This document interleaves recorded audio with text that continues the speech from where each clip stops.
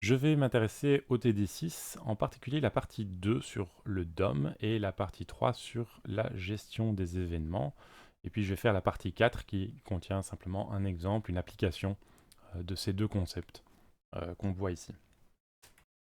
Pour faire tout ça, on va utiliser ici un petit code d'exemple. Donc je vais créer un fichier index.html dans lequel je mets le template de base, test du DOM, et je vais mettre quelques petits éléments là-dedans.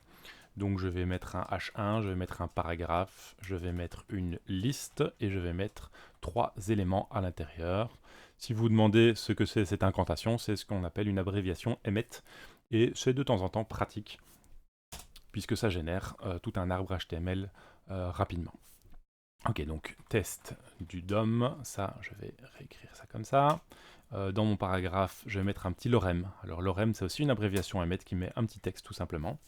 Et ici, je vais mettre 1, 2, 3. Comme ça, j'ai une liste qui contient des choses. Ok.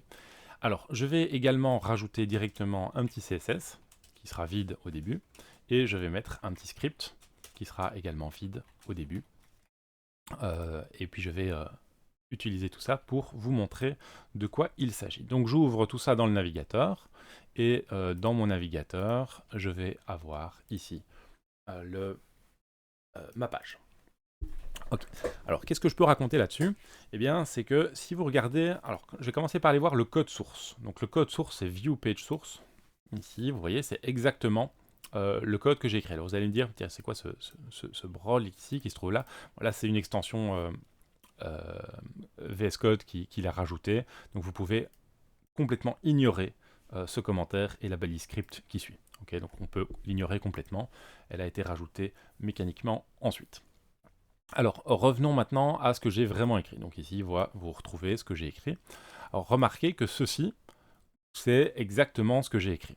Si je reviens sur le code, et alors, je vais m'amuser, je vais oublier une balise, ou je vais rajouter une balise quelque part. Alors, comment est-ce que je vais faire pour me tromper? Je pense que je vais enlever cette balise P. Donc évidemment, une balise P qui s'ouvre mais qui ne se ferme pas n'a pas de sens, parce que le UL qui se trouve ici n'a pas le droit d'être dans une balise paragraphe. Donc ici, ça n'a pas de sens. Donc on va voir comment réagit le navigateur par rapport à ça. Donc je retourne dans le navigateur, et j'observe qu'ici, que le P, j'ai rafraîchi la page, a disparu. Okay, donc c'est normal, puisque je l'ai enlevé du code source, il n'est plus dans le code source. Maintenant, allons voir l'outil d'inspection du navigateur. Donc je vais faire de nouveau un clic droit, mais je vais aller inspecter. Ou alors je vais ouvrir directement les outils d'inspecteur via F12. C'est le raccourci que j'utilise en général. Et là, vous voyez que j'ai mon H1 et j'ai mon P qui a l'air de s'ouvrir et de se fermer normalement.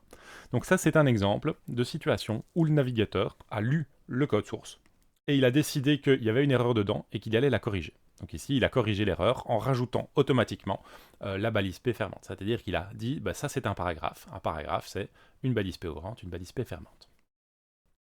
Et cette distinction entre le code source qu'on a écrit, le code source qu'on peut voir en faisant view page source, et le code qui se trouve ici, c'est que ceci, on appelle ça le DOM. Le DOM, c'est une vue dans la mémoire du navigateur sur votre code source. Donc le code source a été analysé, il a été parsé in English, et ça a donné ce DOM. Donc c'est Document Object Model, c'est-à-dire c'est le modèle du document dans la mémoire de l'ordinateur. Alors cette vue du DOM du navigateur, il se fait qu'on peut la modifier. Par exemple, on peut la modifier directement dans les outils du développeur. Ici, si je clique sur le texte, je peux le modifier, je peux rajouter des choses, et j'obtiens la modification dans ma page. Donc ça, c'est rigolo.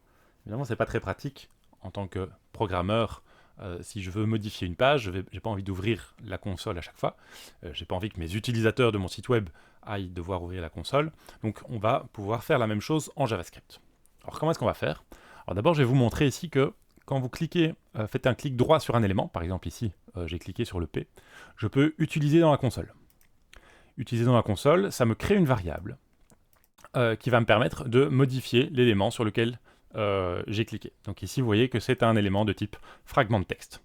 Alors ça, c'est un élément un peu complexe, je vais utiliser un autre, je vais utiliser directement le P, je vais faire un clic droit sur le P, je vais utiliser dans la console, et donc j'ai une autre variable, ici c'est temp1, et celui-là c'est bien un élément P. Okay, donc un élément P donc dans ce cas-ci c'est mon paragraphe, je vais pouvoir le manipuler et je vais notamment pouvoir changer son contenu textuel directement en JavaScript. Comment est-ce que je fais ça? Simplement je modifie le text content et je mets autre chose à la place. Par exemple je mets 42 et hop, mon paragraphe s'est retrouvé remplacé par 42. Alors ça c'est amusant parce qu'on peut donc modifier le contenu de la page directement en JavaScript, mais jusqu'à présent qu'est-ce qu'on a fait? On a dû sélectionner l'élément en cliquant dessus. Donc on va essayer maintenant de sélectionner l'élément autrement, c'est-à-dire vraiment en écrivant du code JavaScript pour sélectionner l'élément, et puis en écrivant du code JavaScript pour modifier l'élément. Donc faisons ça directement dans un fichier JavaScript. J'enlève la console. Alors déjà remarquez si je recharge la page ici, hop, le lorem ipsum redevient comme il était. Pourquoi? Parce que j'ai modifié la version en mémoire, mais j'ai absolument pas modifié la version sur le disque dur, hein, donc sur mon fichier HTML. Rien n'avait changé, hein, à aucun moment il y a eu un 42 qui est apparu ici dans mon HTML. Ok, mais alors, comment est-ce qu'on peut faire pour modifier donc, ce DOM à partir du JavaScript? Alors, je vais faire la chose suivante, c'est-à-dire je vais rajouter un bouton, ok, un bouton. Click me. Et quand on clique sur ce bouton, eh bien, j'aimerais bien que quelque chose se passe. Ça, on connaît la technique. On sait que si je mets un identifiant sur le bouton, je vais l'appeler juste BTN, mais peu importe, hein, c'est un identifiant quelconque, et puis je vais dans mon JavaScript, je crée le fichier document.getElementById et je mets l'identifiant que j'avais choisi pour mon bouton. Je peux utiliser ici Add Event Listener et dire que quand je clique sur le bouton, je vais appeler une fonction. Et cette fonction, je la nomme comme je veux. Ici, je vais l'appeler handleClick, mais peu importe. C'est simplement parce que je vais faire des choses variées. De manière générale, on a envie d'ici de mettre un nom de fonction qui a du sens pour ce qu'on s'apprête à faire. Okay, on verra un exemple après. Donc ici, pour l'instant, je l'appelle handleClick et je la nomme comme ça quand je définis la fonction. Et je vais faire des choses dans cette fonction. Donc la première chose que je vais faire, c'est console log, coucou, juste pour voir que ça fonctionne. Okay. Donc ici, je retourne dans le navigateur, j'ouvre la console, je supprime les erreurs. Je vais peut-être pas trop supprimer les erreurs, mais en tout cas, je vais signaler que maintenant, si je clique, bah, ça ne fonctionne pas. Okay. Ça ne fonctionne pas. Pourquoi? Parce que maintenant, si je remontre l'erreur qui s'était affichée, en réalité, j'avais une erreur ici de JavaScript. Donc, il y a plusieurs erreurs. Hein.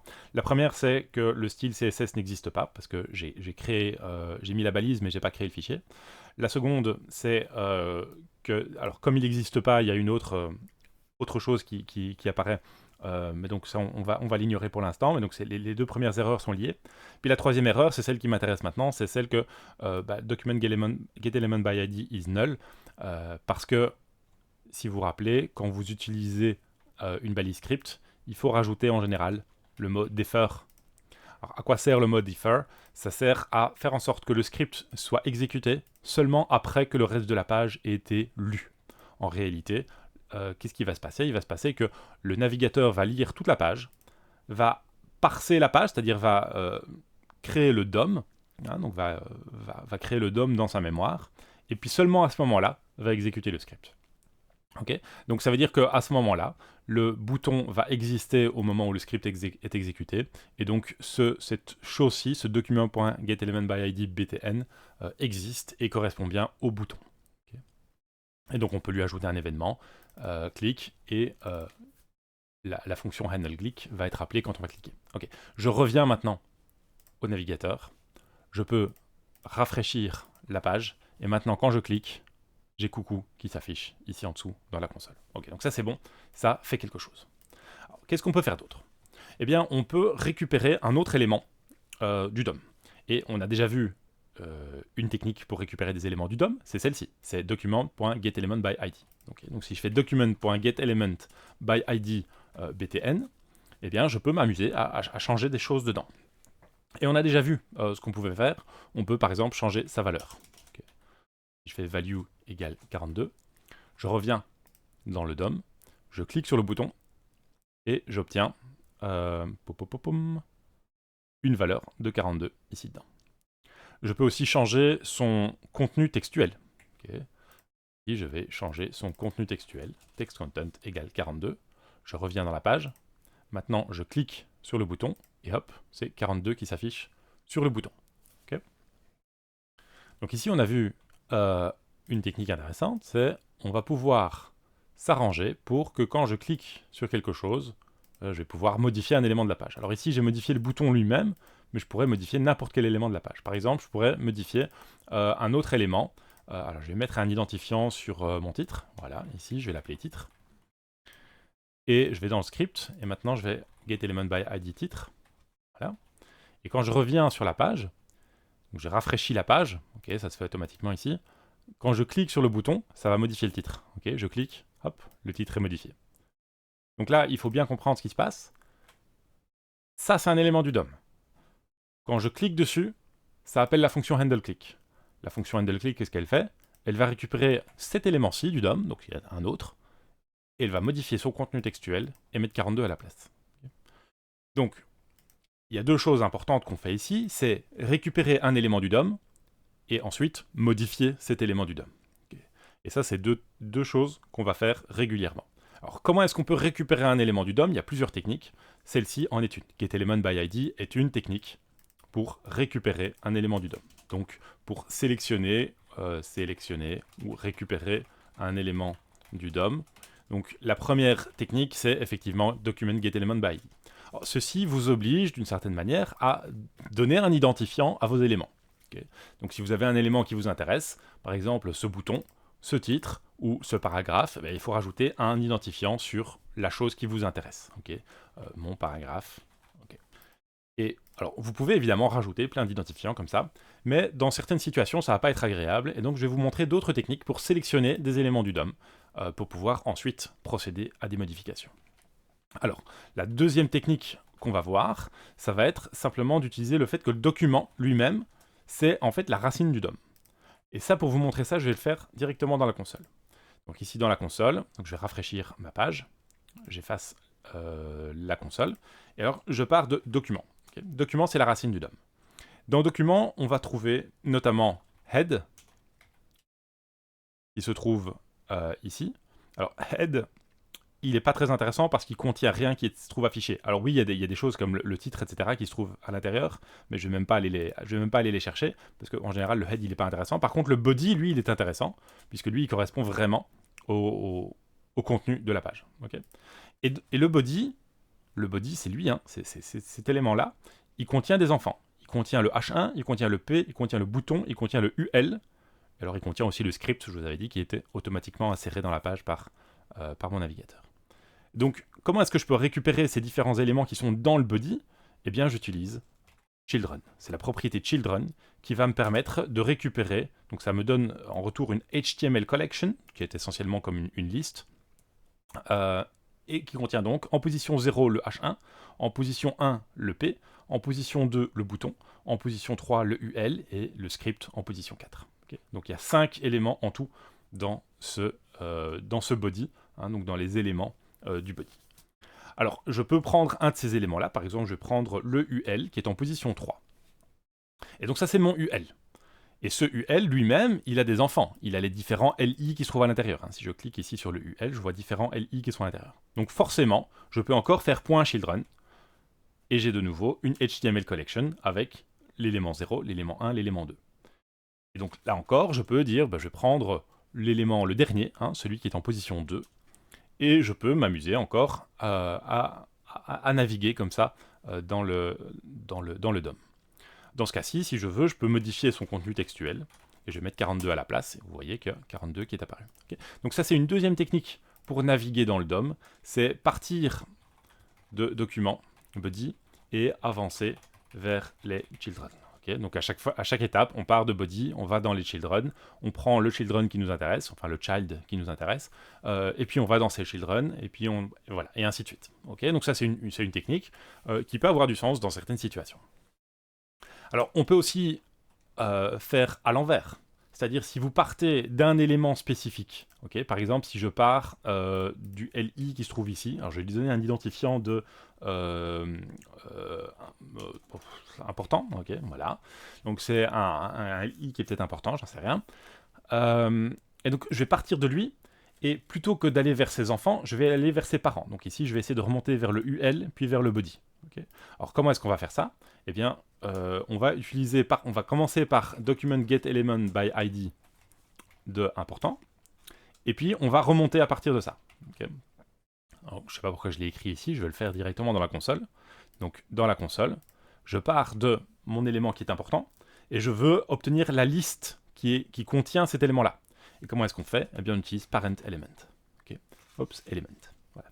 Et vous voyez, comme ça, vous obtenez le UL qui contient le LI duquel vous étiez parti. Okay.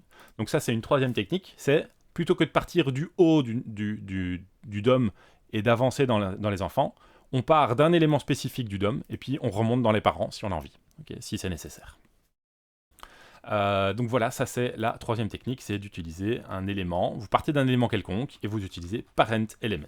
Okay, donc évidemment, ici, l'élément duquel vous partez, vous pouvez l'obtenir de plein de manières différentes. Par exemple, vous pourriez l'obtenir avec un getElementById, ou via la technique numéro 2, ou via les techniques numéro 4. Okay. Alors, quelle est la technique numéro 4? La technique numéro 4, elle se base sur les sélecteurs CSS. Sélecteur CSS.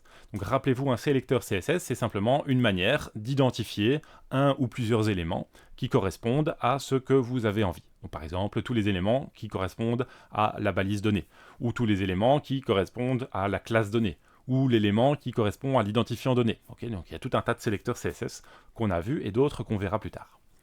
Alors comment est-ce qu'on fait pour utiliser un sélecteur CSS pour en JavaScript récupérer des éléments? Eh bien on utilise la fonction qui est querySelector. Okay.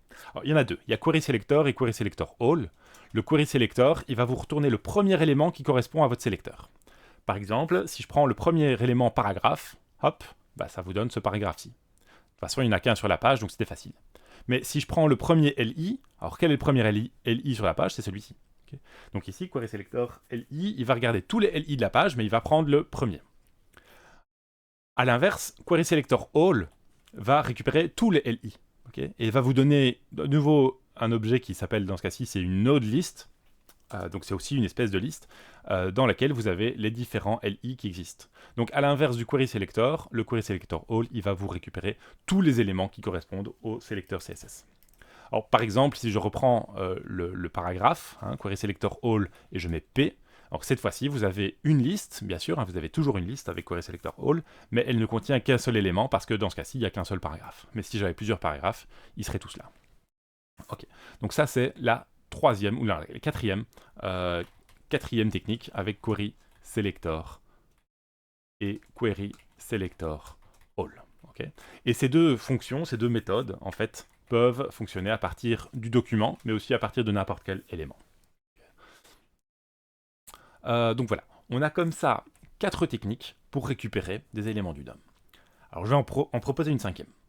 La cinquième technique, elle va récupérer un élément du DOM simplement en utilisant un événement qui est arrivé. Alors, si je reprends le code qui se trouve au-dessus, avec add event lister, vous voyez que le navigateur, quand on clique sur le bouton dans ce cas-ci, le navigateur appelle la fonction handleClick. En réalité, il appelle la fonction handleClick, mais il lui donne un paramètre. Et pour l'instant, je n'ai pas prévu de paramètre à recevoir ici dans les parenthèses, mais je peux en rajouter un. Et je peux en rajouter un. Alors je vais l'appeler arg. En général, on l'appelle plutôt e ou event. Okay. Je vais quand même l'appeler event parce que c'est plus raisonnable, c'est plus classique, mais on pourrait l'appeler n'importe comment. C'est pas très important comment on l'appelle. Et ce event contient des informations. Il contient des informations sur le clic qui est apparu. Donc je vais effacer le contenu de la fonction et je vais simplement faire un console log de event pour voir ce qui contient ce event. Okay. Donc voilà, maintenant quand je vais cliquer sur le bouton, je vais appeler cette fonction handleClick et je vais afficher le contenu du event. Okay. Et ça va nous donner bientôt une cinquième technique pour récupérer un élément du DOM. Donc je vais dans le navigateur, j'efface un petit peu la console pour avoir de la place, et maintenant je clique sur le bouton. Hop, et qu'est-ce que vous voyez? Qu'il y a dans l'objet qu'on récupère ici, il y a une première propriété qui est target, qui correspond justement sur le bouton sur lequel on a cliqué. Ok. C'est un peu intéressant. C'est pas très intéressant, mais c'est un peu intéressant. Parce qu'en fait, ça va marcher encore. Ce target va encore exister, même si on clique ailleurs. Vous allez voir, pour l'instant, ça marche pas. Pour l'instant, j'ai juste... Voilà, c'est juste quand je clique sur le bouton. Quand je clique sur le bouton, ça fonctionne. Quand je clique ailleurs, ça fait rien. Mais donc, voilà, il y a le target. On va y revenir. Alors, il y a d'autres propriétés. Il y a buttons. On comprend pas ce que c'est. Il il y a client X, client Y, ça on comprend que ce sont des coordonnées d'une certaine manière, je sais pas trop quoi, mais c'est des coordonnées. Pareil pour layer X, layer Y. Et en fait, si je clique ici sur le détail, vous allez voir plein d'autres propriétés. Alors, pour information, ici, je suis sur Firefox, qui a une certaine manière d'afficher les informations. Si vous testez sur un autre navigateur, vous verrez probablement pas exactement les mêmes informations, mais vous verrez quelque chose de similaire. Je vous avais dit, le target, il va être important. Donc maintenant, je vais remodifier mon code. Et plutôt que de dire quand je clique sur n'importe quel bouton, donc pardon, plutôt que de dire que quand je clique sur le bouton, j'appelle la fonction handleClick, je vais dire quand je clique n'importe où, j'appelle la fonction handleClick. Okay, je veux dire, ok, quel que soit l'endroit où je clique, j'appelle la fonction. Et je vais afficher event.target. Et on sait que target correspond à quelque chose. Quand je cliquais sur le bouton, bah, ça correspondait au bouton. Et target, ça veut dire cible, donc on se doute que ça va correspondre à l'endroit sur lequel j'ai cliqué. On va voir. Donc je reviens encore une fois, je vide la console et je clique. Alors je vais commencer par cliquer sur le bouton. C'est terrain connu, ok. On a cliqué sur le bouton. Si je clique ici sur le titre, j'ai le H1, ok. Si je clique sur le paragraphe, j'ai le paragraphe. Si je clique sur le petit 1 qui se trouve là, j'ai le LI. Et si je clique sur le 3, j'ai un autre LI. C'est pas le même, ok. Ça s'affiche LI pareil, mais c'est pas le même évidemment, et le navigateur le sait.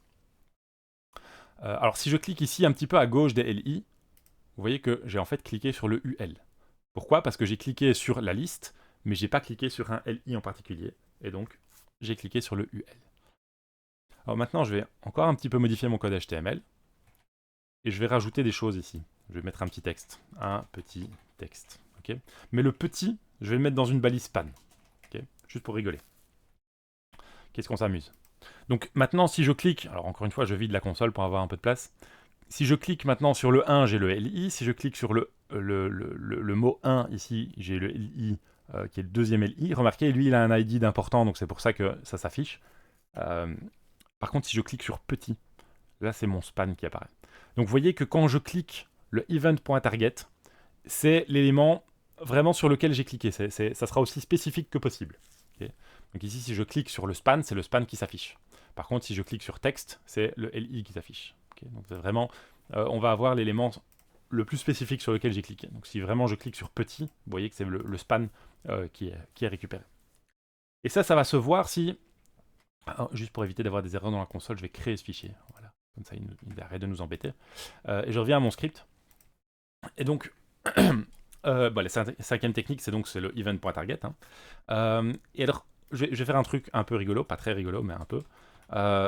Je vais faire en sorte qu'à chaque fois que je clique sur quelque chose, ça change le contenu de la chose. Okay, donc je vais mettre 42 là où j'ai cliqué. Donc vous voyez que event.target, c'est un élément du DOM. Hein. De la même manière, c'est un élément du DOM de la même manière que si je l'avais sélectionné avec un query selector, avec un parent element, un children quelconque ou un get element by ID. Hein. Donc c'est vraiment un élément du DOM. Et cet élément du DOM, donc il a une propriété text content, comme tous les éléments du DOM, quasi tous les éléments du DOM, et je mets 42 à la place. Okay. Donc je reviens ici sur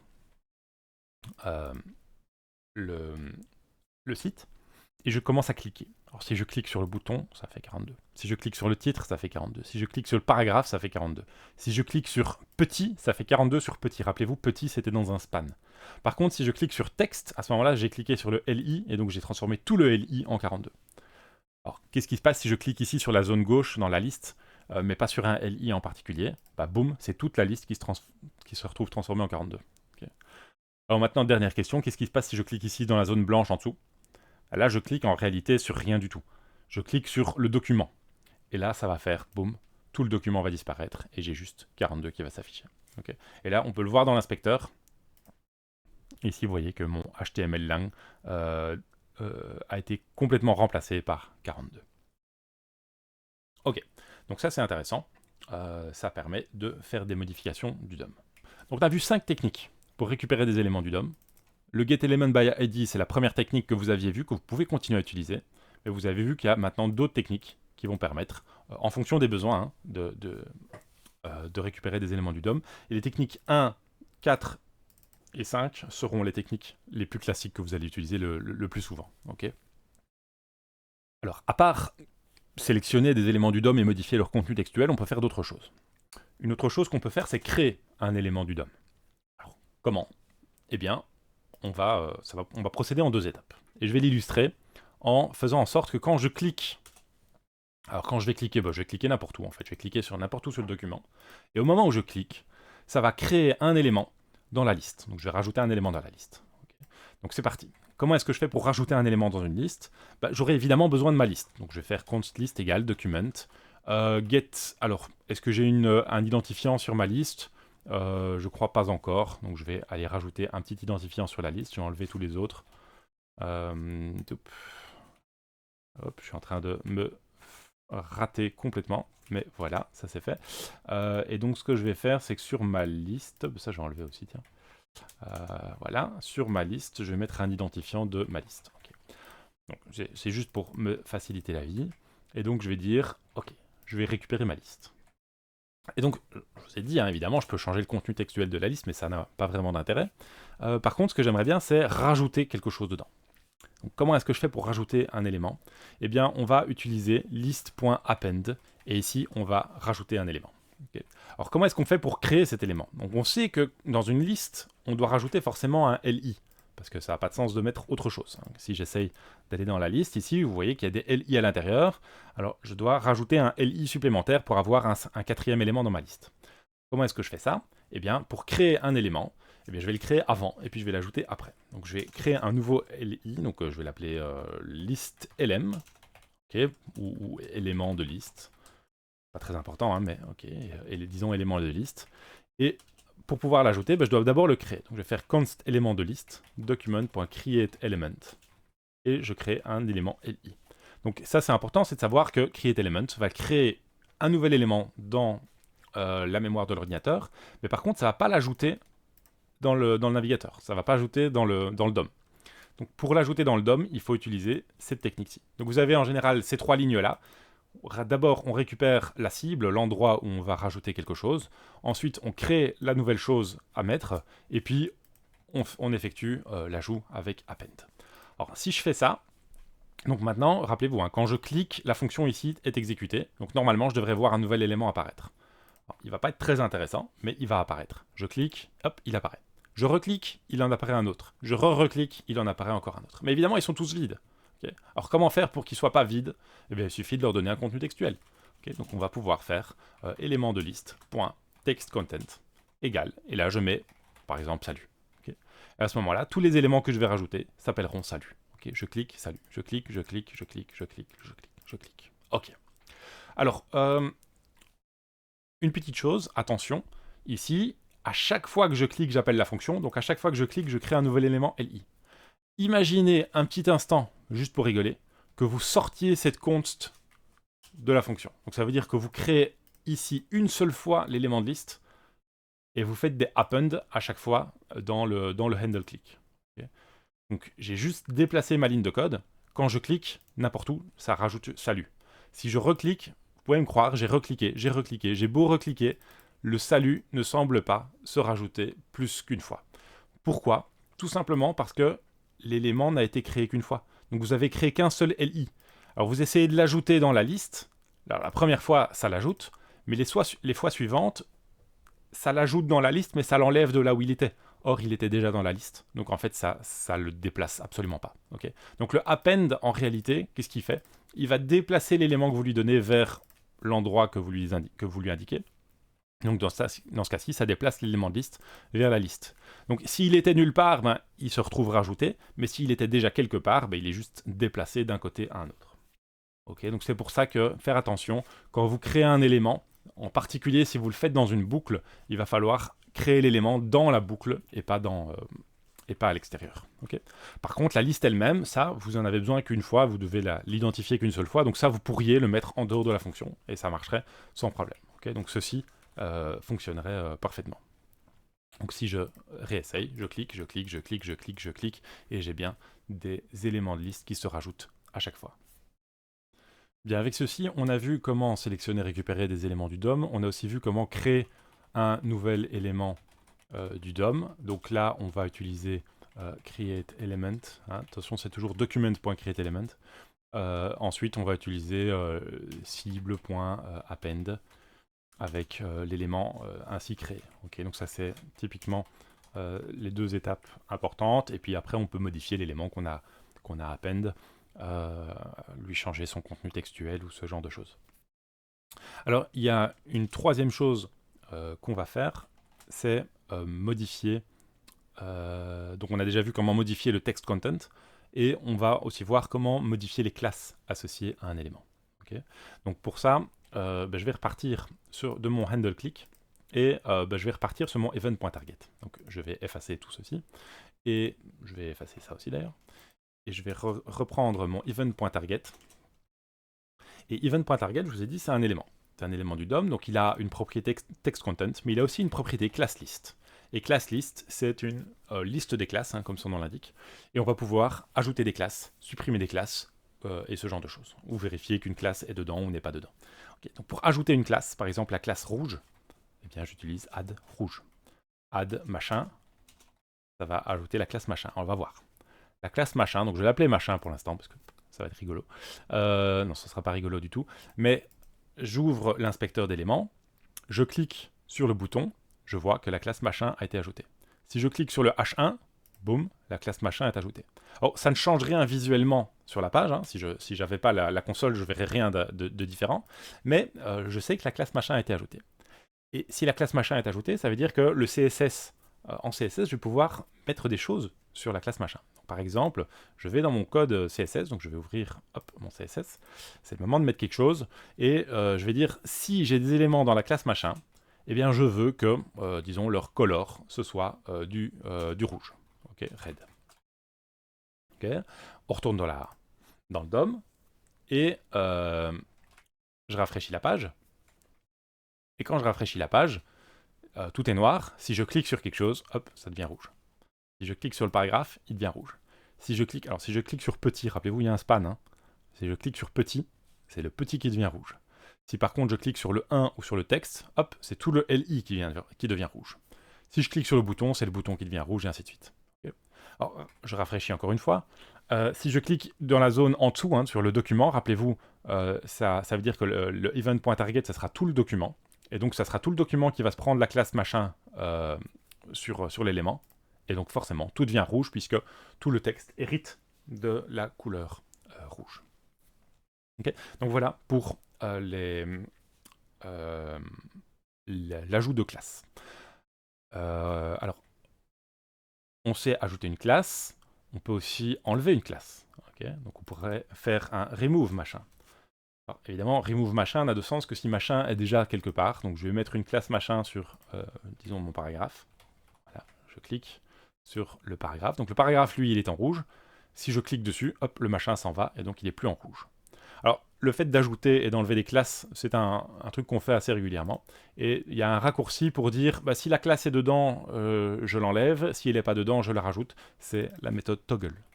Toggle va faire exactement ça. C'est-à-dire que si la classe n'est pas dedans, elle sera rajoutée. Si elle est dedans, elle va être enlevée. Donc par exemple, ici, je rafraîchis la page. Donc, vous voyez que le paragraphe de base, il est en rouge. Si je clique une fois, la classe disparaît. Si je reclique, elle revient. Okay. Pareil sur petit, clic, reclique, reclique, reclique. Okay. Sur le texte ici, hop, clic, clic, clic, clic. Alors remarquez, si je transforme tout le texte en rouge grâce à un clic ici, et puis que je clique sur petit, hop, on voit rien. Pourquoi? Parce que maintenant tout le LI possède la classe machin, mais le span aussi. Dans l'inspecteur d'éléments, hop, ici, voilà où est-il? Dans le UL, ici, vous voyez que mon LI possède la classe machin, mon span aussi possède la classe machin. Donc si je fais disparaître la classe machin du span, ça se voit pas, parce qu'il hérite de la couleur. Okay. Donc je remets. Par contre, si j'enlève maintenant la classe machin du reste du LI, alors là le petit va rester en rouge, et donc on va observer qu'effectivement la classe machin se trouve dessus. Alors peut-être une petite dernière avant de passer à l'exemple de la to-do list, c'est qu'on peut non seulement, donc ici j'ai vu comment manipuler class list, donc les modifications du DOM. Qu'est-ce qu'on a vu? On a vu class list, on a vu text content, on a vu la création d'un élément du DOM, ça c'était, j'avais mis ça à part. Et alors maintenant, voyons aussi la suppression d'un élément du DOM. Ça va être assez facile, c'est simplement, on va appeler remove. dessus. Okay, donc remove, c'est une méthode, et donc on va pouvoir simplement appeler remove. Donc ici, maintenant, quand je vais cliquer sur quelque chose, il va disparaître. Ok, c'est parti, on teste. Je rafraîchis. Quand je clique, hop, il disparaît. Quand je clique sur petit, attention, c'est le span, hop, il disparaît. Quand je clique sur le reste du texte, hop, c'est tout le LI qui disparaît. Et je peux cliquer, faire disparaître absolument tout. Okay, donc ça, c'est la fonction ou la méthode remove qui permet de supprimer quelque chose. Alors remarquez, dans l'énoncé du TD, on vous propose quelques autres méthodes. Au-delà de ça, donc il y a create element qu'on a vu, il y a le append ici qu'on a vu, mais donc il y a prepend, il y a également before et after qui permettent d'ajouter respectivement avant ou après un nœud spécifié. On peut même remplacer un nœud par autre chose, ou on peut remove complètement le nœud. Okay, donc ça sont les différentes choses qu'on peut faire. Évidemment, je ne vais pas toutes les montrer, mais elles existent et ce sont des possibilités qu'il faut avoir à l'esprit quand on manipule le DOM. Alors maintenant, ce que je vais faire, c'est que je vais aller m'intéresser à l'exercice 2, et ensuite j'irai pour m'intéresser à l'exemple de la to-do list. Donc commençons par l'exercice 2. Donc ici l'exercice 2, je vous le remontre, il se trouve là, c'est écrivez une page HTML contenant plusieurs boutons. Quand l'utilisateur clique sur un bouton, n'importe lequel, le texte de ce bouton doit être affiché dans la console.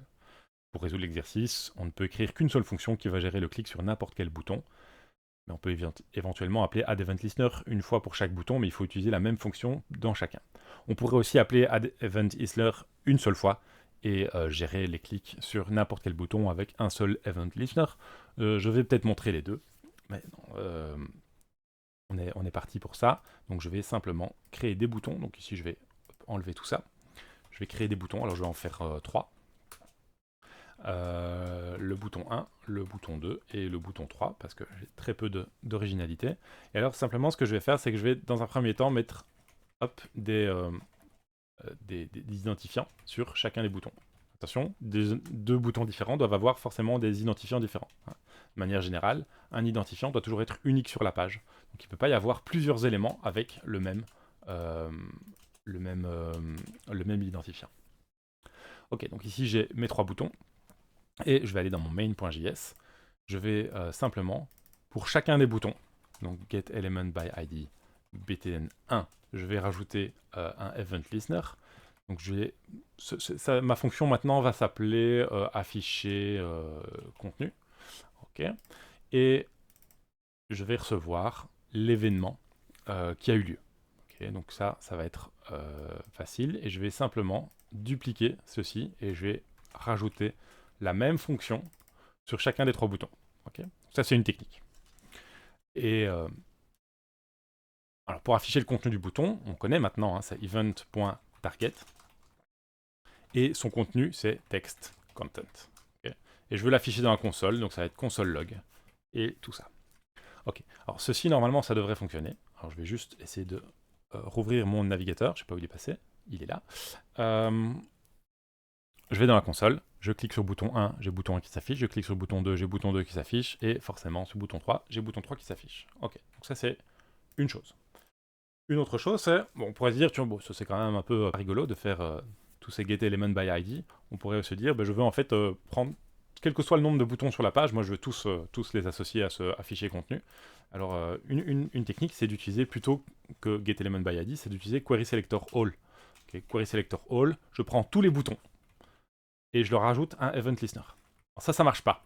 Ça marche pas parce que querySelectorAll, il retourne une liste de boutons. Et je peux pas appeler eventListener sur une liste. Je dois simplement parcourir la liste. Ça, c'est pas compliqué. Je fais un for-off, let button of querySelectorAll. Et pour chaque button, j'appelle, ça je vais quand même passer à la ligne, pour chaque bouton, j'appelle addEventListener. Okay, donc ici, j'ai utilisé le querySelectorAll, qui, je vous le rappelle, permet de récupérer donc tous les éléments qui correspondent au sélecteur CSS. Et puis je parcours la liste tout simplement avec un for-off. Et pour chaque élément de la liste, chacun de ces trucs est un élément du DOM. Ici, je l'ai appelé button, mais j'aurais pu changer son nom. Hein. J'aurais pu appeler bouton, par exemple. J'aurais pu l'écrire en français, peu importe. Et pour chacun d'eux, je rajoute un eventListener. Et j'appelle donc la fonction afficher contenu. Et la fonction afficher contenu va simplement, encore une fois, console log le contenu du bouton. Donc cette fois-ci, je refresh, hop, et ça continue de fonctionner. Ok. Alors, encore une autre technique, c'est d'utiliser un seul... Donc ici, j'ai quand même un event listener pour chaque bouton. Okay. Alors, je l'ai fait dans une boucle, donc ça va, mais j'en ai quand même un pour chaque bouton. Une autre technique encore, ça serait de vérifier, de mettre un event listener sur toute la page, et simplement de vérifier le event target. Donc ici, je pourrais dire, ok, j'enlève la boucle, je mets simplement document... Oh, pardon, ça c'est un peu trop de majuscules, voilà. Je vais faire afficher contenu, quel que soit l'endroit où je clique sur le document, et je teste, je clique sur le bouton 1, ça fait bouton 1, bouton 2, bouton 3, donc ça fonctionne. Attention, cependant, qu'ici, ça marche aussi si je clique ailleurs. Par exemple, si je clique sur le contenu de la page, j'obtiens ce brol. Alors, pourquoi j'obtiens tout ce brol? Tout simplement parce que j'ai tout ça comme texte à l'intérieur de ma page. Okay. Si je clique... Ah oui, test du DOM, c'est simplement le titre de la page. Donc, si je clique sur un bouton, ça fonctionne, mais si je clique ailleurs, ça me donne tout le texte de la page. C'est peut-être pas ce que j'ai envie. Donc, je pourrais faire un autre truc, c'est que je pourrais tester d'abord. Tiens, est-ce que l'élément sur lequel j'ai cliqué est bien un bouton ou pas? Et pour savoir si c'est un bouton ou pas, une façon de faire, c'est d'utiliser la propriété tagname. Okay. On peut se demander, tiens, est-ce que le tagname est égal à button ou pas? Okay. Si c'est égal à button, alors j'affiche. Si c'est pas égal à button, alors je n'affiche pas. Okay. Donc cette fois-ci, quand je clique sur les boutons, ça s'appelle pas tagname. Alors ça s'appelle comment? Voilà, ça j'aurais dû vérifier. Alors je vous montre comment est-ce qu'on fait pour savoir. Je clique droit, je fais utiliser dans la console. C'est tag name, si c'est tag name. Ah mais c'est pas une fonction par contre, c'est juste une propriété. Voilà, ça c'est moi qui suis distrait. Et donc je retente la technique. Donc maintenant je clique sur les boutons. Pouf, ça marche, ça marche, ça marche. Et si je clique ailleurs, ça n'affiche rien parce que c'est pas un bouton. Okay, donc ça c'est une façon de s'en sortir. Alors c'est plus ou moins bien en fonction des situations. C'est probablement pas idéal cette solution-ci, mais ok, c'est une solution qui existe aussi et qui est potentiellement intéressante à connaître. Alors pour la suite, ce que j'aimerais faire, c'est simplement aller résoudre l'exemple de la to-do list, mais je pense qu'au vu de la longueur de cette vidéo, je vais passer à la vidéo suivante et je vous retrouve à ce moment-là. Bon travail pour la suite.